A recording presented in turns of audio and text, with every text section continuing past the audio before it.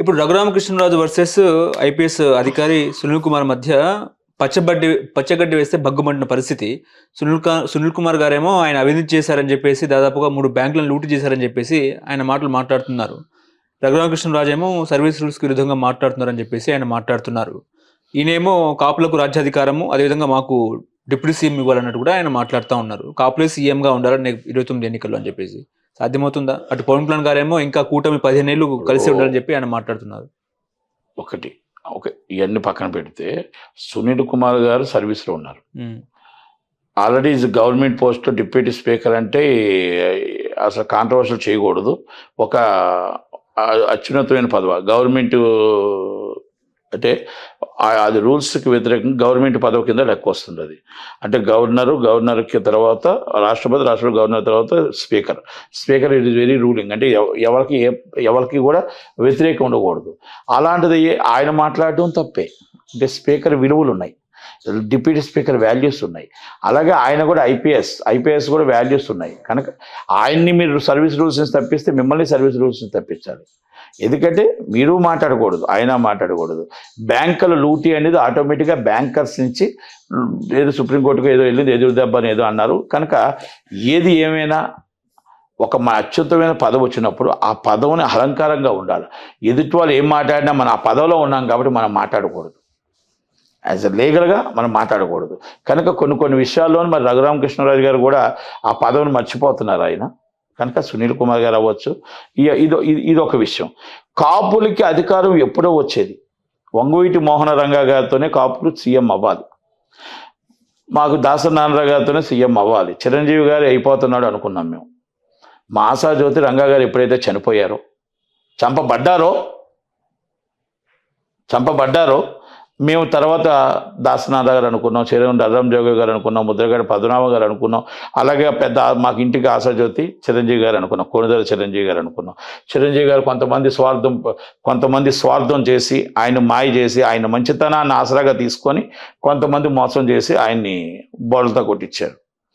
అందుకనే నేనే రాజు నేనే మంత్రిలో సినిమాలో ఒక డైలాగ్ ఉంటుంది. ఆ పార్టీలో ఉన్నాం మేమే, ఈ పార్టీలో ఉన్నాం మేమే, ఆళ్ళ ముంచినా మేమే, మీళ్ళ ముంచినా మేమే అంటారు కదా. అలాగా చిరంజీవి గారిని ఆయన మంచితనానికి ఆసరా చేశారు. అయితే చిరంజీవి గారు అంత మంచోడు కాదు పవన్ కళ్యాణ్.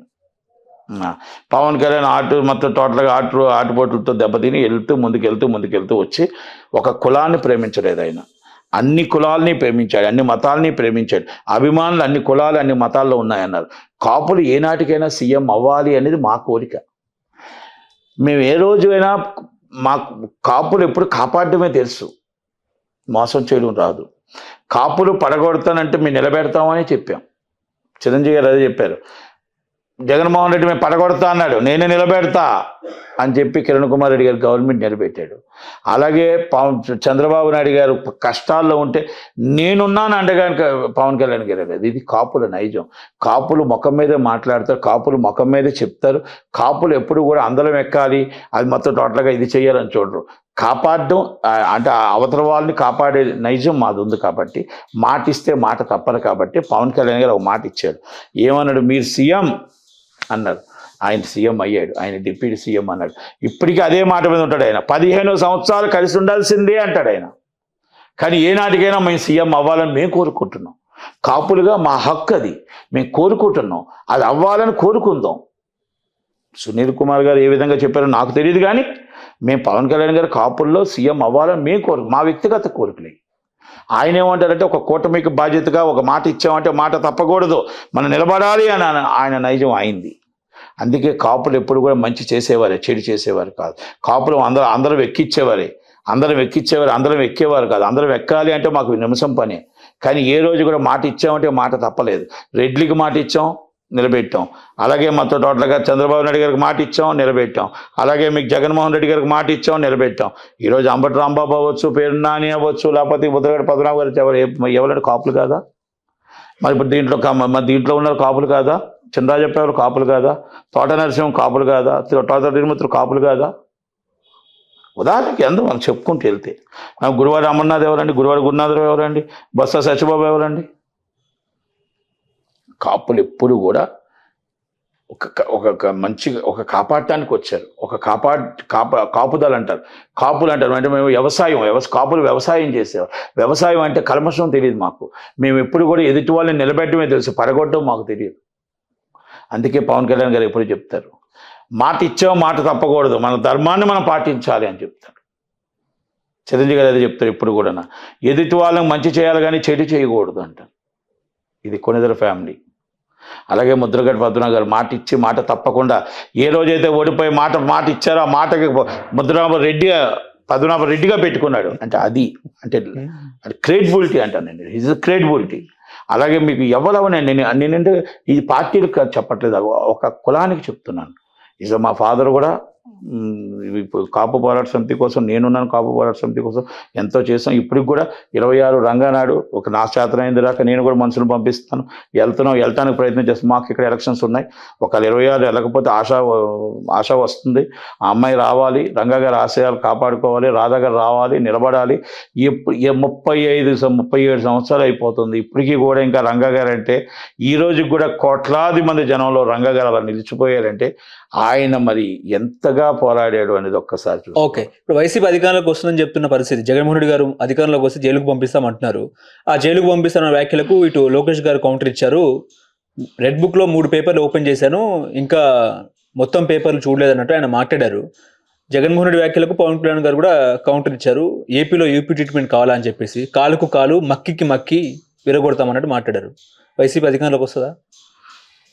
ఏమండి, మనం వైసీపీ అధికారంలోకి వస్తుందా అంటే, 23 సీట్లు వచ్చిన చంద్రబాబు నాయుడు గారు అధికారంలోకి రాకాలేంది, 11 సీట్లు వచ్చిన 3,000 ఓట్లు వచ్చిన రేవంత్ రెడ్డి గారు సీఎంగా కాకాలేంది, మొత్తం 11 సీట్లు వచ్చిన 40% ఓట్లు వచ్చిన జగన్మోహన్ రెడ్డి గారు రారు అని ఎందుకు అనుకుంటారు? ఎవరికి సాధ్యం కాదు, అసాధ్యం కాదు. ఎవరు దానికి కరెక్ట్గా చేయగలుగుతారో, ప్రజలు ఎవరు ఎక్కువ నమ్ముతారో వాళ్ళకు ఓటేస్తారు. ఏది కూడా మనం అతిగా ఉండకూడదు, ఏది కూడా రాదు అని చెప్పడానికి లేదు, వస్తుంది అని చెప్పడానికి లేదు. మనం ఇప్పుడు పవన్ కళ్యాణ్ గారు చెప్పిన మాటల్లో, మీరు బుల్డోజర్ అంటే మీరు రౌడీజం చేస్తే, యూపీ బుల్డోజర్ అంటే మీరు రౌడీజం చేస్తే, రౌడీ మొక్కలు చేస్తే, రౌడీ షీటర్ని ఎన్కౌంటర్ చేసే పరిస్థితికి వస్తుంది. మరి రౌడీ షీటర్ని ఎన్కౌంటర్ చేయకపోతే ఏం చేస్తారండి? ఉన్నారా రౌడీ షీటర్లు ఏపీలో ఉన్నారా? ఆడవాళ్ళ మీద చేస్తే ఏం చేయాలి? ఆడవాళ్ళ మీద చేస్తే ఏం చేయాలి? నాట్ ఓన్లీ వైసీపీ, అది నేను రౌడీ మొక్కల కోసం మాట్లాడుతున్నా. ఆడవాళ్ళ మీద చేస్తే ఏం చేయాలి? చట్టపరంగా చర్య తీసుకోవాలా? చట్టాన్ని ఆలు చేతిలో తీసుకుంటే ఏం చేయాలి? పోలీసుల మీద తిరగబడితే ఏం చేయాలి? పోలీసు కాకి మీద విశ్వాసం లేకపోతే ఏం చేయాలి? లా మీద విశ్వాసం లేకపోతే ఏం చేయాలి? లా మీద, కాకి మీద, మన రాజ్యాంగం మీద, మన చట్టం మీద వాళ్ళకి విశ్వాసం లేకపోతే ఏం చేయాలి? ఎన్కౌంటరే చేయాలి. అంటే విశ్వాసం ఉన్న వాళ్ళకి చట్టం తన పని తను చేసుకుపోతుంటుంది. విశ్వాసం లేకుండా చట్టం మీద తిరగబడి, రాజ్యాంగం మీద తిరగబడితే ఏం చేస్తారు? కనుక అందుకనే పవన్ కళ్యాణ్ గారు ఆ మాటలు మాట్లాడారు. కనుక పవన్ కళ్యాణ్ గారు మాట్లాడిన దాంట్లో ఎక్కడ తప్పు లేదని నేను అనుకుంటాను. ఓకే, ఇప్పుడు జగన్మోహన్ రెడ్డి బరాబరు ఆయన ధీమా వ్యక్తం చేస్తున్నారు అధికారంలోకి వస్తానని చెప్పేసి. ఇప్పుడు నేను గెలుస్తానని ఎలా చెప్తున్నాను? ఇద్దరు నించుంటారు. ఒక ఆయన సురేష్ బాబు గెలుస్తానని ధీమాగా ఉన్నాను, నేను గెలుస్తాను ధీమాగా ఉన్నాను, జగన్మోహన్ రెడ్డి గారు కూడా గెలుస్తాను ధీమాగా ఉంటాడు. గెలుస్తాను అనకపోతే రేపు కార్యకర్తలు రాజీనామా చేసి వెళ్ళిపోరా? గెలుస్తాను, అయ్యో నేను గెలను అన్నాడు అనుకోండి, అప్పుడు ఏమవుద్ది? ఉన్న కార్యకర్తలంతా టీడీపీలో, బీజేపీలోకి పోతారు. ఓన్లీ తాడేపల్లి ఒక్కటే కూర్చుంటారు. జగన్మోహన్ రెడ్డి గారు ఒక్కరే. కార్యకర్తలకు భరోసా ఇవ్వడానికి మనం 100% మన నాయకుడు ఎప్పుడు కూడా గెలుస్తామని, ఆఖరి ఓటు దాకా గెలుస్తామనే ప్రయత్నం చేస్తాం. ఓడుతామని ఎవరు డబ్బు ఖర్చు పెట్టరు. అలాగని జగన్మోహన్ రెడ్డి గారు గెలరు అని చెప్పడానికి తప్పులేదు, గెలరు అనడానికి అర్థం లేదు. 40% ఓటు వచ్చింది, మొత్తం 11 సీట్లు ఉన్నాయి, లక్షలాది మంది అభిమానులు ఉన్నారు, ఆయన పెరుగుతూ ఉన్నారు జనాలు. ఇక్కడ కూటమి ప్రభుత్వం వాళ్ళ మీద ఏ విధంగా మనం ఇంకా గెలగలుగుతాం, ఏ విధంగా మనం వాళ్ళని నెగిటివ్ చేసి మనం పాజిటివ్ తేగలుగుతాం అనేది కొన్ని వాళ్ళ దాంట్లో ఉంటుంది. ఇంకా టైం 1.5 year అయింది, ఇంకా 3.5 year ఉంది కదా. 3.5 year కోసం బళ్ళు అవుతాయి మీకు. ఇంకా అందుకే ఎందాకలో మాట చెప్పాను, రేవంత్ రెడ్డి గారిది 3,000 ఓట్లు వచ్చే కాంగ్రెస్ గవర్నమెంట్. హుజురాబాద్లో 3,000 ఓట్లు వస్తే ఈరోజు రేవంత్ రెడ్డి గారు సీఎం అవ్వలేదా? అయ్యాడు కదా. మూడు సీట్లు కూడా రావు, కాంగ్రెస్ పార్టీ అయిపోయింది అన్నారు. మరి కాంగ్రెస్ పార్టీ గవర్నమెంట్ రాలేదా? కొడంగల్లో ఓడిపోయారు ఆయన. కొడంగల్లో ఓడిపోయాడు, రేవంత్ రెడ్డి నాయకత్వానికి గెలరు అన్నారు. మరి 3,000 ఓట్లు వచ్చిన ఆయన మొత్తం 67 సీట్లు గెలిచి చరిత్ర సృష్టించారు కదా. ఎప్పుడు కూడా రాజకీయాల్లో గెలుపు ఓటములకి శాశ్వతం కాదు. ఎవరు ఏ రోజు ఎప్పుడు ఏదో ప్రజలు నిర్ణయం తీసుకుంటారో ఆ నిర్ణయం తీసుకుంటారు. చంద్రబాబు నాయుడు గారు నాకు బాగా ఇష్టం, పవన్ కళ్యాణ్ గారు బాగా ఇష్టం, నాకు బాగా ఇష్టం. గెలవాలి, గెలిపించాలి 29లో అని అలాగేం లేదు. ప్రజలు ఎటువంటి పట్టం కడతారో తెలియదు. ఓకే, ఇప్పుడు ఉండవల్లి అరుణ్ కుమార్ వైసీపీలోకి వెళ్తారని చర్చ నడుస్తూ ఉంది. రాజశేఖర రెడ్డి గారు అనుచరుడు, రాజశేఖర రెడ్డి గారికి ఫ్రెండ్, రాజశేఖర రెడ్డికి కావాల్సిన వాడి, రాజశేఖర రెడ్డి ప్రాణం కూడా. కనుక ఆ కొడుకు కోసం వెళ్తే వెళ్ళొచ్చు. అంటే కాంగ్రెస్ పాద మిత్రులందరూ కూడా వైసీపీలోకి వెళ్ళొచ్చు, అవకాశాలు ఉన్నాయి. ఎందుకంటే షర్మిల గారు కరెక్ట్గా కాంగ్రెస్ పార్టీని నడపట్లేదు కాబట్టి, కాంగ్రెస్ పార్టీని మొత్తం భూస్థాపితం చేసేస్తున్నారు కాబట్టి, అక్కడి నుంచి అందరూ వైసీపీకి వెళ్తే ఆ వైసీపీ ప్రభుత్వం తీసుకొని కాంగ్రెస్లో ఏమైనా కాంగ్రెస్తో కూడా టైఅప్ అయితే బాగుంటుందేమో అని ఆలోచనలు కూడా ఉన్నట్టు ఉన్నాయి. ఓకే, అమరావతి మీద అభిప్రాయం ఏంటి? అమరావతి పూర్తవ్వాలి. అమరావతి రాజధాని పూర్తయితే నెంబర్ 1 అవుతుంది. ఇంకొకసారి అధికారం చంద్రబాబు నాయుడు గారికి ఇస్తే అమరావతి పూర్తిగా నెంబర్ 1 రాజధాని అవుతుంది. అలాగే విశాఖపట్నం నెంబర్ 1 ఆర్థిక రాజధాని అవుతుంది.